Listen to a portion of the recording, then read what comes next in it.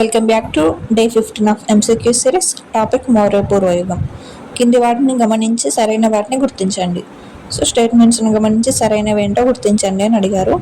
Statement number 1, Shishunaga వంశం నందుల తర్వాత వచ్చింది.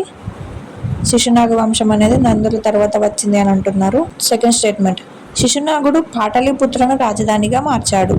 స్టేట్మెంట్ నెంబర్ 3, నందులు శిశునాగ వంశ తర్వాత మగధలో అధికారం చేపట్టారు.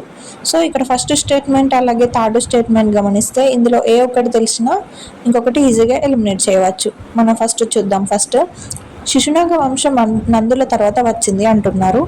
సో ఇది అనేది రాంగ్ అవుతుంది. మనం ఆల్రెడీ డిస్కస్ చేసుకున్నాము ఈ మగధ సామ్రాజ్యం మౌర్య పూర్వయుగంలో లాంగ్ వీడియోలో.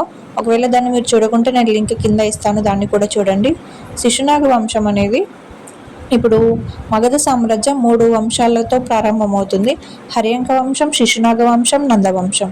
సో ఫస్ట్ హర్యంక, తర్వాత శిశునాగ, తర్వాత నందవంశం. సో ఇక్కడ అబ్జర్వ్ చేస్తే శిశునాగ వంశం నందుల తర్వాత వచ్చింది అంటున్నారు. కాదు, నందులు లాస్ట్కి వచ్చారు, చివరి వారు నందులు. సెకండ్ శిశునాగ, ఫస్ట్ హర్యంక వస్తుంది. సో ఫస్ట్ స్టేట్మెంట్ అనేది రాంగ్ అవుతుంది. శిశునాగ వంశం నందుల తర్వాత రాలేదు, నందుల తర్వాత శిశునాగ వంశం రాలేదు.